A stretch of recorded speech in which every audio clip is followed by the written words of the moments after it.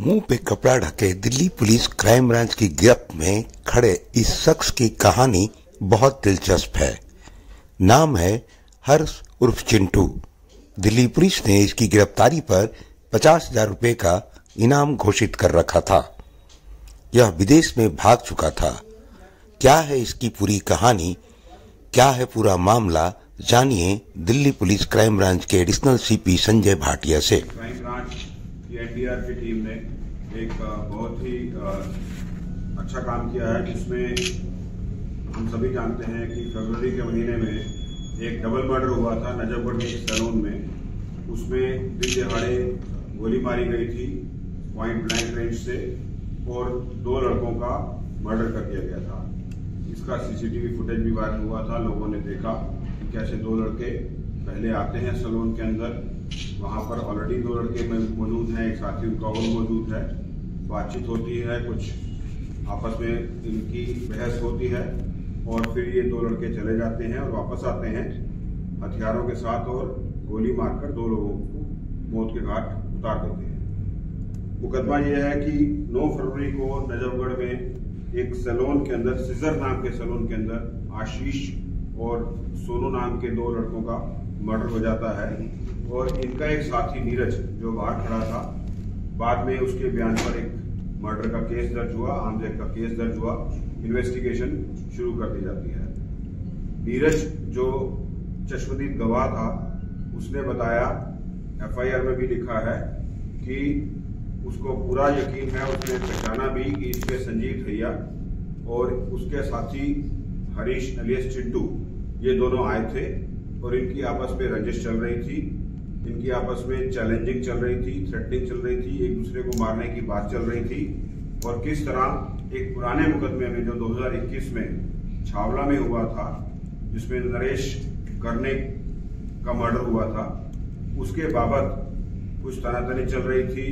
ये लोग जेल में भी थे और आपस में एक दूसरे को मरने मारने पर उतारू हो रहे थे। तो ऐसे में नीरज के बयान पर जब केस दर्ज हुआ तो उसमें पता चला कि संजीव और हरीश चिंटू ये दोनों इस घटना में शामिल हैं और इन दोनों ने ही इस घटना को अंजाम दिया है। वेपन लेके आए हैं और इस पे एक्शन किया है। तो जब ये फरवरी में घटना घटित हुई, सभी टीमें दिल्ली पुलिस की काम करना शुरू कर दी। हम जानते हैं कि किस तरह टास्किंग होती है और सभी यूनिट्स दिल्ली पुलिस की, कोई भी इस तरह का केस होता है तो जुट जाती है काम करने में। फील्ड फंक्शनरीज, हमारी फील्ड यूनिट्स जो हैं, डिस्ट्रिक्ट्स की टीम जो हैं या बाकी यूनिट्स की टीम, तो क्राइम ब्रांच को भी टास्किंग हुई, क्राइम ब्रांच को भी काम मिला कि कहा गया, आदेश भी हुए और हम लोग सेल्फ मोटिवेशन सो मोटो भी काम करते हैं। तो हमारी एनडीआर की टीम, जिसको हमारे डीसीपी जो मेरे दाहिनी ओर बैठे हैं संजय सैन सुपरवाइज करते हैं एनडीआर की टीम को, और उसको एसीपी उमेश बर्थवाल सुपरवाइज करते हैं, लीड करते हैं, और उनके साथी इंस्पेक्टर राकेश कुमार और उनके साथ उनकी टीम के member SI Amit Grewal, SI Anuj, Narendra Godara, ASI Vikas, ASI Ravinder Kripal, head constable Sukhbir, Rahul Jaspal, आप सिंह, इरशाद, नाहन जी, कमल गुदारा, रविंदर और सत्यवान, और हमारी एक लेडी कांस्टेबल रीना जो आप देख सकते हैं सबसे दाहिनी ओर खड़ी है। ये पूरी टीम एनडीआर की भी इस काम में लग गई और लगातार हम लोग मशक्कत करते रहे, टेक्निकल इन्वेस्टिगेशन करते रहे, ट्रेडिशनल इन्वेस्टिगेशन करते रहे, और जो आज की डेट में नए नए जो इन्वेस्टिगेशंस के मोड आ गए हैं, उन सब पे हम लोग काम करते रहे। जगह जगह हमने रेड्स की, जगह जगह हमने सोर्सेज डेवलप किए, जगह जगह हम लोगों ने जाकर इन्वेस्टिगेशन की, जगह जगह हम लोगों ने लीड निकालने की कोशिश की, और बहुत लगातार मेहनत करने के बाद एसीपी बर्थवाल और संजय सैन की टीम को क्लू ये मिला कि जो ये चिंटू है, हरीश चिंटू, ये फेक पासपोर्ट बनवाकर अमृतसर से जून के महीने में इंडिया से बाहर चला गया है। ये इत्तला मिलने पर हम लोगों ने फिर से काम शुरू कर दिया और उस पासपोर्ट की डिटेल्स निकालने की कोशिश की। उसमें भी लगातार मेहनत हुई, पूरी टीम ने काम किया। मैं नाम आपको सबको बता चुका पूरी टीम का। और पासपोर्ट का नंबर हम लोगों को मिला पासपोर्ट की डिटेल्स मिली और इमीडिएटली हम लोगों ने उसकी LOC खुलवा दी, क्योंकि हमें ये सूचना मिली थी कि ये दोनों लड़के संजीव और उसका साथी हरीश चिंटू मर्डर के बाद छुपते रहे, इधर उधर भागते रहे। फिर ये फेक पासपोर्ट हरीश चिंटू का तो कंफर्म हुआ कि फेक पासपोर्ट पर ये अमृतसर एयरपोर्ट से बाहर चला गया। LOC खुलवा दी। LOC खुलवाने के बाद अभी आज सुबह अर्ली मॉर्निंग ये हरीश एलियस चिंटू LOC में डिटेक्ट हुआ। ये बाहर देश से किसी देश से डिपोर्ट हुआ, यहाँ आया और यहाँ का LOC में डिटेक्ट हुआ। और जैसा कि सिस्टम है, प्रोसीजर है, क्राइम ब्रांच को इत्तला दी गई। क्राइम ब्रांच जाकर इसको फॉर्मल इंटरोगेट करने के बाद, पहचान करने के बाद, आइडेंटिफाई करने के बाद और ऑथेंटिफिकेशन करने के बाद फॉर्मल अरेस्ट करके इसको ले आई है। इससे पूछताछ जब हमने की, इसको इंटरोगेट किया, तो इसने बहुत सारी बातें हमें बताई हैं। कुछ मैं बातें आपके साथ शेयर करूंगा, कुछ हमारी इन्वेस्टिगेशन की जो दूसरी डिटेल्स हैं जो हमारे आगे इन्वेस्टिगेशन में काम आनी है वो मैं आपके साथ शेयर नहीं कर पाऊंगा। इसने ये बताया कि ये जून के महीने में अमृतसर एयरपोर्ट से शारजा चला गया था 9 जून को। इसने फेक पासपोर्ट बनवाया और फेक पासपोर्ट बनवाकर ये शारजा चला गया। शारजा के बाद एज पर हिम, जो इसने बताया कि ये वहां के बाद बाकू गया, बाकू के बाद से ये वापस इस्तांबुल आया, इस्तांबुल से ये मंडोवा जाने की कोशिश कर रहा था, मंडोवा से ये डिपोर्ट हुआ और डिपोर्ट होकर ये यहाँ आ गया। इसने हमारे को ये भी बताया कि मेन रंजिश, जो पुरानी रंजिश हम सभी जानते हैं कि जब नरेश करने जो फाइनेंसिंग का काम करता था, जब उसका मर्डर हुआ 2021 में, जिसमें नीरज का साथी एक जो है वो उसमें इन्वॉल्व था, संजीव का साथी नीरज एक इन्वॉल्व था। नीरज जो है उस टाइम पर प्रेजेंट भी था, वो शामिल भी था। और उसके बाद संजीव के साथी होने के साथ साथ इन सभी का भी ये साथी था। आपस में दोनों ये सारे के सारे एक ही ग्रुप में थे। जेल में ये बताया इसने कि जब ये जेल में था और ये पहले भी जब ये अरेस्ट हुआ एक्सटॉर्शन के मुकदमे में, तो ये योगेश टुंडा के कहने पर एक्सटॉर्शन कर रहा था। और योगेश टुंडा हम सभी जानते हैं कि उसके एफिलिएटेड जो ग्रुप है कपिल कल्लू, दीपक बॉक्सर, गोगी, उनके साथ शामिल है। तो ये उनके लिए एक्सटॉर्शन कर रहा था। तो आरोपी को कहां से गिरफ्तार किया और पहले कितने केसेस पर?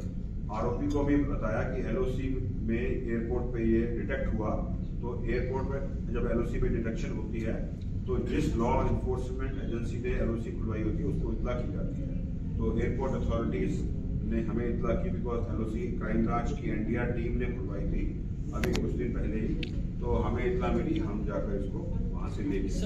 फर्जी दस्तावेजों की बात की जाए तो वो कहां से इन्होंने बनवाई?